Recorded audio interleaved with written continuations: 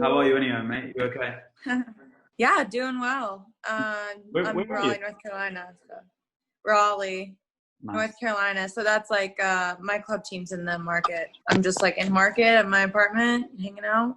Are you allowed to exercise and stuff out there, or you? Yeah, like technically we're not supposed to be on public grounds, but our like team has just been like training in a pair of two, and Hmm. we've been doing that since we've gotten locked down. So Oh, cool. So you're still training. You're still getting. yeah, like our coach is sending us like drills and stuff, and then we just have like our partner will run, and then we'll do like whatever we can with twos. So like I guess we're trying our best, but still not like obviously like playing soccer. It's just mostly like technical stuff, At least So you're still having some form of sort of team communication and connection.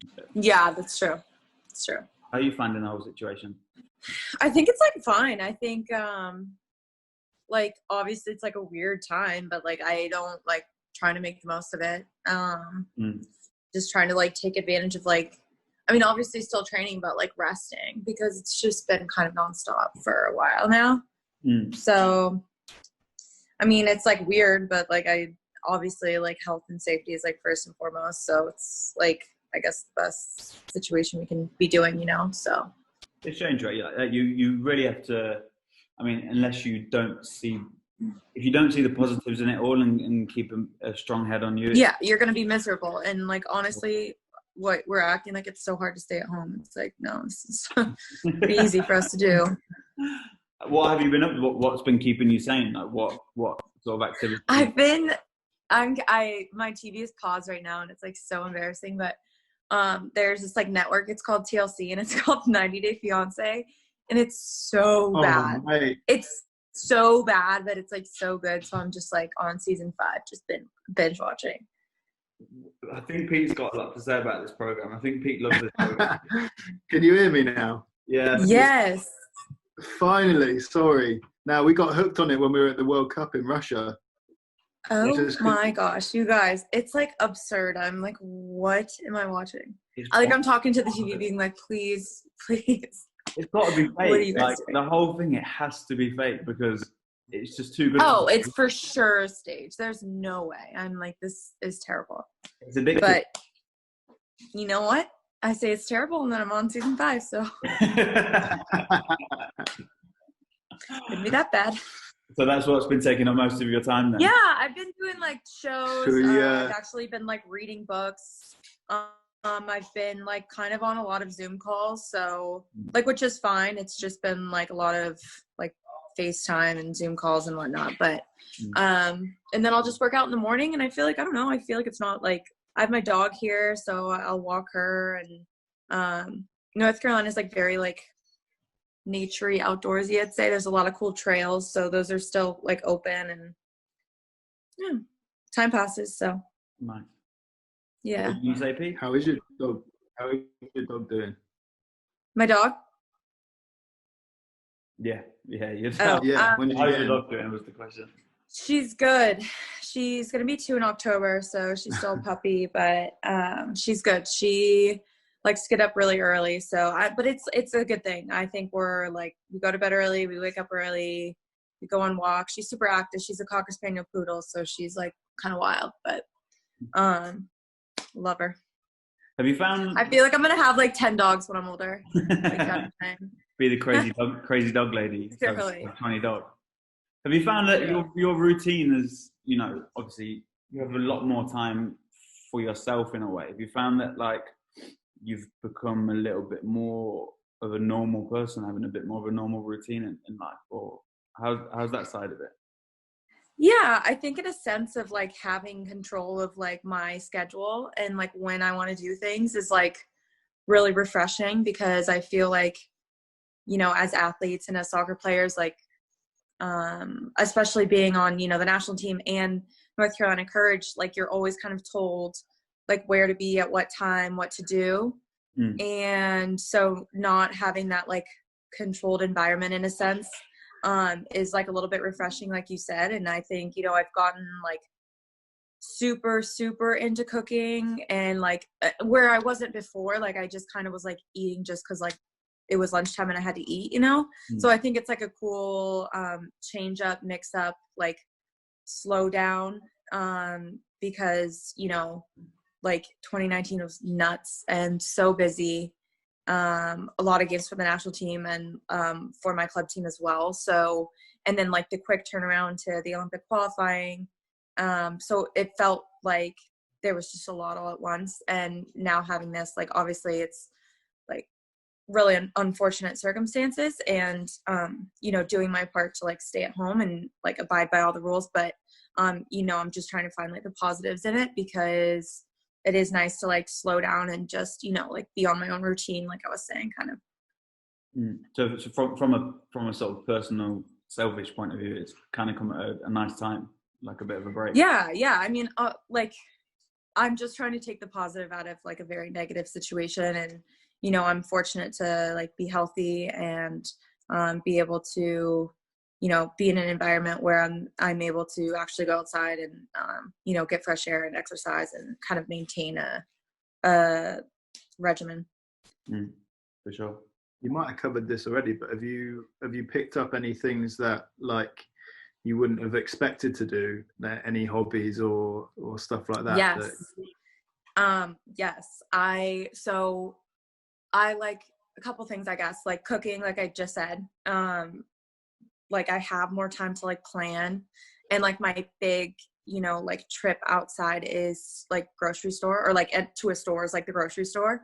So like I'll actually plan my meals and try that and stuff. But I've been playing. Have you guys ever heard of pickleball? No. Oh my gosh, it's so fun, and I feel like when I'm older, I'll be playing it too. It's on a mini tennis court basically, and it's with like a paddle board and like a wiffle ball, and it sounds like nuts. You've lost us already. What's a wiffle ball? It's like a light ball with like a bunch of holes, and like you like when you hit it so hard, it like doesn't go that far, and so it's just so fun. Like you can just smack the ball. So I've been playing pickleball, which is like funny and cool and like fun, I guess, for cross training. I've been saying that.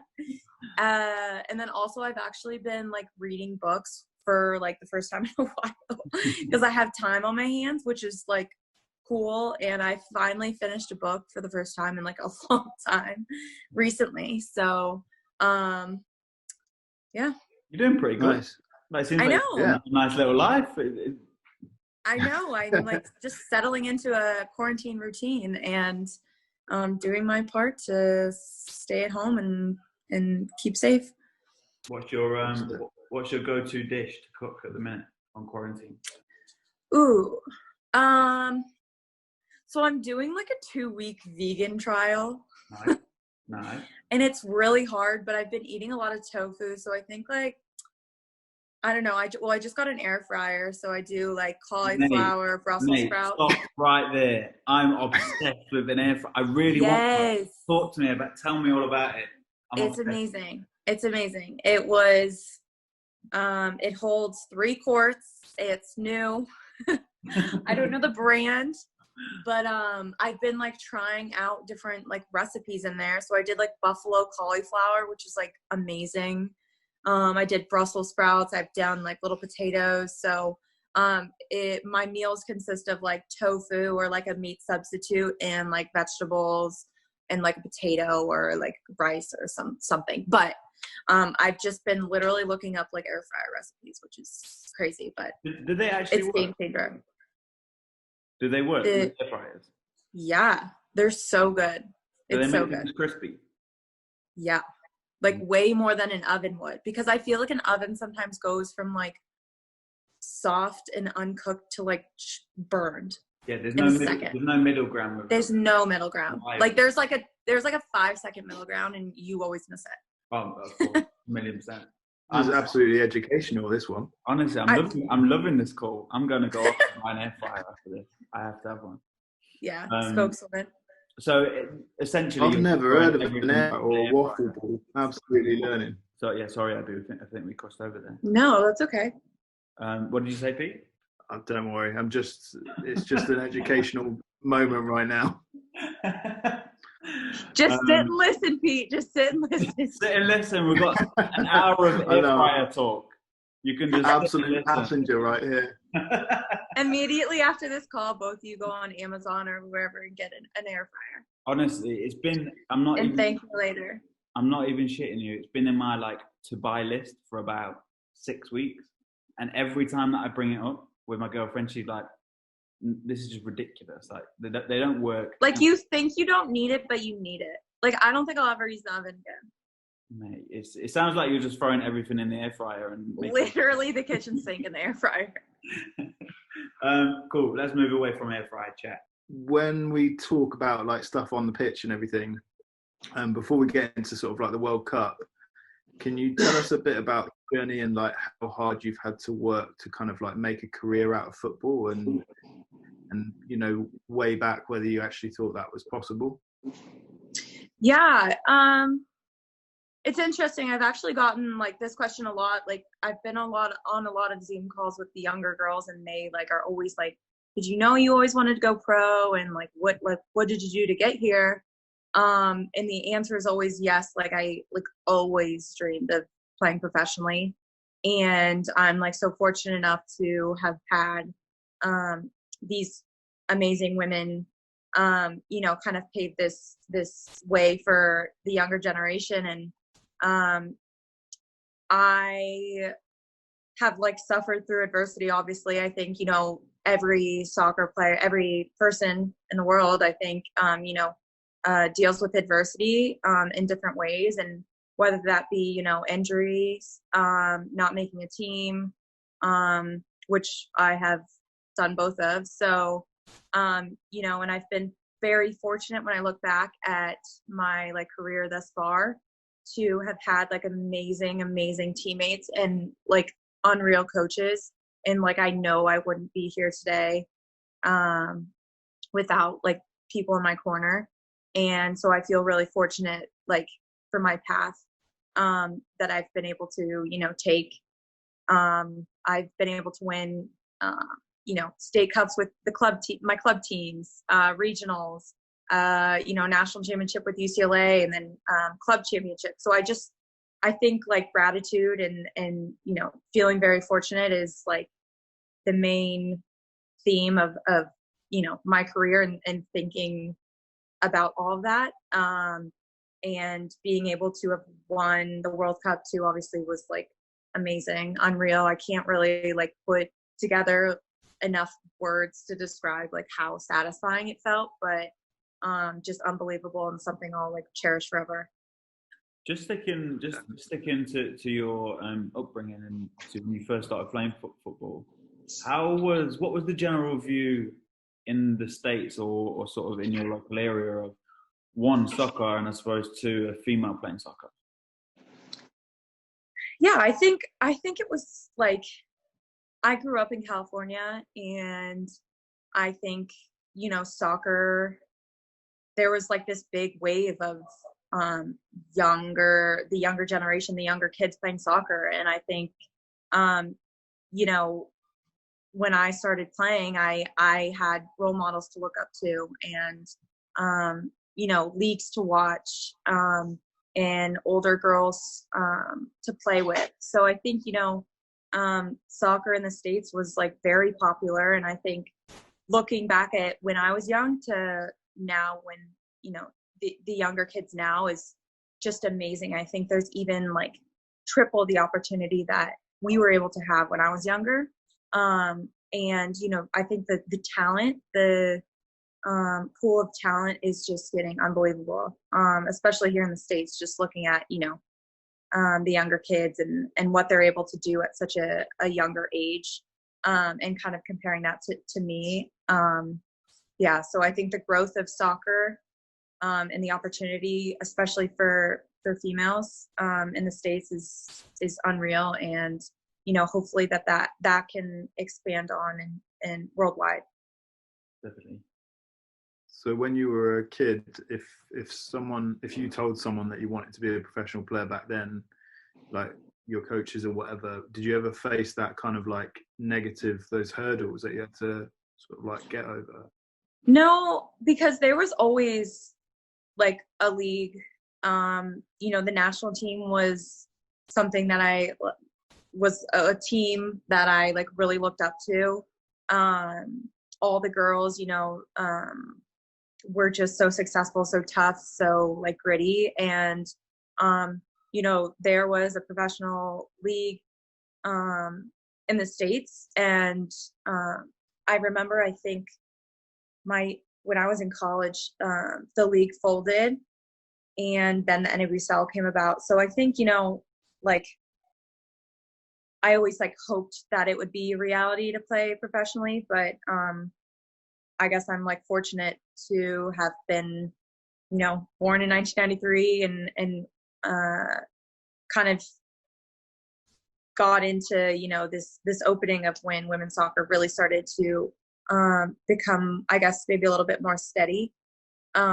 And, you know, the NWSL now I think is like in a good spot, and hopefully, you know, it keeps on growing and gets way more, you know, fans and gets a little bit more popular, and we're able to expand. But I think that they're just trying to do it, you know, the right way and slowly, and so it can last. Who were your heroes growing up? Who were your footballing heroes? My football heroes growing up. I don't know. Like I said, I don't really, I mean, obviously like the Mia Hamms. I definitely, like when I was younger, I played forward actually growing up, which was fun. So I definitely looked up to like Mia Hamm. I think the whole national team, kind of like as a unit, I wouldn't say like one player like stuck out, but I remember I grew up in California, and I remember they had a training camp at Stanford, and I was just like, I rode my bike over with my ball, and I had Abby Wambach and Kelly O'Hara sign it, and like I still have that ball in my parents' garage, which is so funny because now I'm like teammates with Kelly, and you know, Abby's still around the team, so it's like a full circle kind of moment to be able to idolize people that I actually am playing with now. And like, yes, they're amazing players, but they're like amazing people as well, which is like a really cool thing, and I'm like honored to be a part of. That's so cool. Such a nice story. When you do get that first call up for the US women's national team, like how much does life change at that point? Yeah, I think like so it was my second year in the league, and I got like my first call up, and I don't know if I want to say like my life changed right away, because I think that like you obviously have to establish yourself in that sort of environment, and that's definitely not easy at all, given, you know, the player pool, the quality of talent in the US for the women's on the women's side. And so you know, obviously I think like the main emotion was like nervous, but definitely like honored and excited. And I think, you know, going into it, I just kept telling myself, you know, like the coach wants you there. You know, you wouldn't be given this shot if you weren't good enough. So, you know, take advantage. And I just like used, you know, the time, and I still obviously every time I'm in that environment, I try and get better and I learn, and I'm super observant, and you know, I want feedback, and I think that, you know, that helps me like continue to drive today to like inspire myself to try and be like the best player I'm capable of being. I'm going to be 27 next month, and I think I'm like nowhere close to like hopefully what I can be. Nice. The France World Cup, I mean, it felt just such a huge moment and a huge tournament in the history of the women's game. How was it for you going into that tournament? Yeah, I think like obviously it was nerve-wracking until like the roster was named, but I think once the roster was named, you know, we all like kind of looked each other in the eyes and was like, okay, like this is the 23 players that like need to get this job done. And I think it was like a cool special moment. We were actually able to train up in Tottenham for a pre-camp before the World Cup started. And, you know, the team really came together then, I think. And I think that set us up for success at the World Cup. You know, we knew adversity was going to come during that World Cup, whether it be injuries, opponents faced, our path. But I think like laser focus from the beginning of the tournament and just like this collective like winning mentality going into it, being like, yeah, this is going to be really tough, but like we're going to get this done. And you know, the last summer was like unbelievable, and to have been able to help my team on the field get the job done is just something that like I'll cherish forever. I mean, it's coming up to a year already, and you played every game in that tournament. Do you ever get the medal out and think about how incredible an achievement it was? You know, so much like stuff can happen in life, but like, do you ever just take those moments? Yeah, I like often look at pictures. I like ordered this like photo book because I was like, that's just like such a special moment that I want to like cherish forever. And like, hopefully when I have a family one day and like, I'll want to show my kids and hopefully grandkids and stuff. And, you know, that was like, I think it's like every little girl's dream to be able to say that, you know, they've won a World Cup, and to be able to represent the United States and, you know, win, I think is just like unbelievable. And, like I said, I can't really like describe the emotions of winning because it just felt like, I guess, like all the weight off your shoulders was like lifted for a little, and you're just like, wow, like we actually did this. The team spirit afterwards, we were talking about this last week, like the whole vibe of the squad and everything that we've seen on social media and you know, just the overall team spirit that we've seen you demonstrate afterwards was pretty impressive. Yeah, it was like a lot of fun. And I think, you know, being a part of such a like strong-willed, influential, you know, group of women is like such an honor. And, you know, the group is so special. And I think to be able to like come back from the United States and like come back to the United States and realize that like how much we were able to inspire the country was something that's so special, because we were over in Europe, like in this little bubble, you know, trying to get a job done. And then when you come back and you see like hundreds of thousands of people lined up at the parade, you know, in New York City celebrating, it was so special, and it was like unforgettable. Where's your medal now?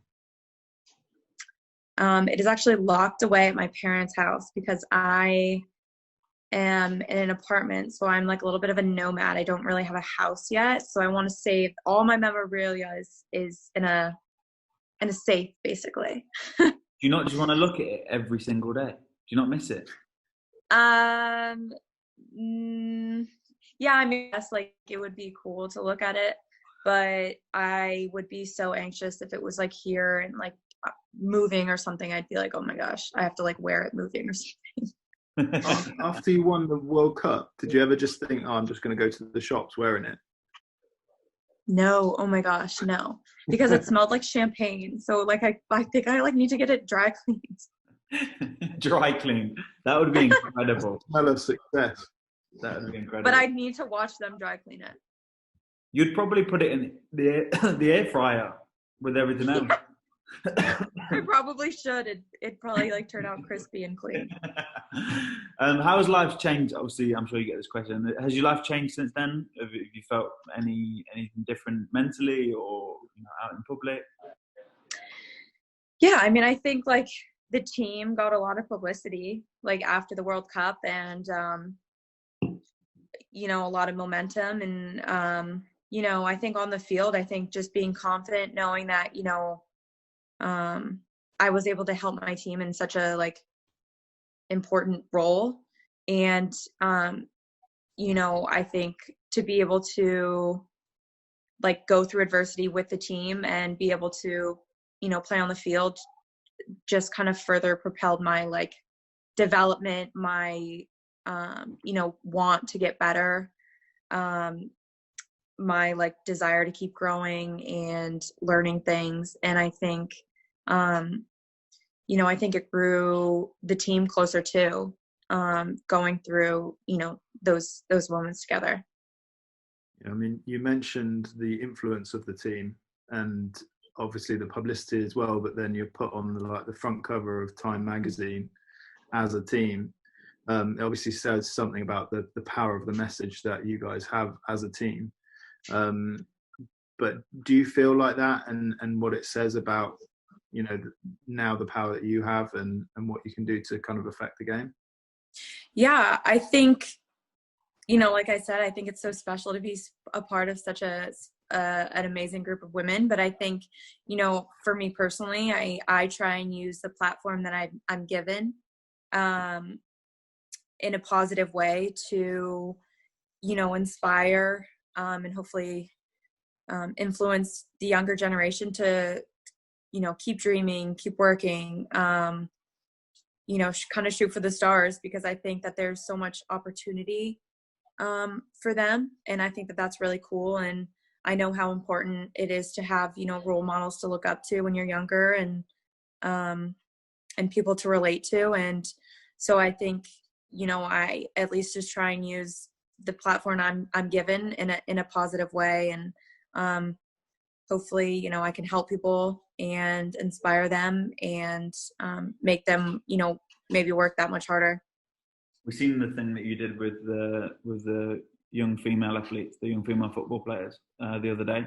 Must feel pretty incredible, having that connection even more so now, especially after the World Cup, and seeing people's faces light up and making a difference, and seeing how much of an inspiration you are to young girls. Yeah, it's fun. It's really fun, and I take pride in it. So anytime I can make a difference, I try to in the best way. And seeing the girls like so excited is something that I really cherish and I hold close to my heart, because I think that life's all about like giving people making people better, and I think inspiring. And so if I can do that through a Zoom call, amazing. And I'll continue to do that. And I think my coach here at the North Carolina Courage, Paul Riley's, really taught us to kind of like enjoy the journey and the process, and like not overlook anything and enjoy like the day-to-day grind. And I think that that's something really cool that I've tried to learn. And if I can tell the girls like to enjoy that when they're younger, I think that that's really special and something that I would have wanted to know when I was younger. Sure. Nice. Yeah, I mean, if there's, you talk about like making things better and helping people in that way and affecting change ultimately, what things would you change or improve to the game now to sort of help move it forward even further? I think there needs to be, more teams in the league. I think it needs to be, there needs to be more pay, because a lot of the girls in the league can't just sustain being a professional soccer player. They'll have to get jobs in the off season, or they'll have to go abroad and play in Australia or Europe, where there's a lot more money. So I just think the expansion of teams and more pay, so that people can make this like a year-round job, not just a 7-month job. And I think there's an increased popularity on women's soccer, I think, ever since last summer, and it's continuing to grow, especially with like the hype of the Olympics, and given that that's next year now. But I think just kind of like the importance of knowing to support local teams and the NWSL, because without the NWSL, there wouldn't be, a women's national team, and kind of just like the importance of the league here in America. And, I think there's so much talent in this league, and that's really special. And so I think that, soccer lovers everywhere should be able to come out to a game and enjoy, really, really high level of play. That was absolutely incredible. Thank you so much for your time. Yeah, this was like so enjoyable. Thank you. I clearly can talk forever, so sorry if I talk to your guys' ears off. Don't be stupid. I wish we had another hour. We could talk to you all day. Thank you so much. And we're definitely going to go buy air fryer. Yeah. Well, good luck with that. I encourage you guys to buy an air fryer. I hope you guys are staying safe and healthy, and thank you for your time. Same to you. Yeah, nice one. Take care and yeah. Bye. Nice meeting you guys. Thank you. Nice to meet you. Bye. Bye.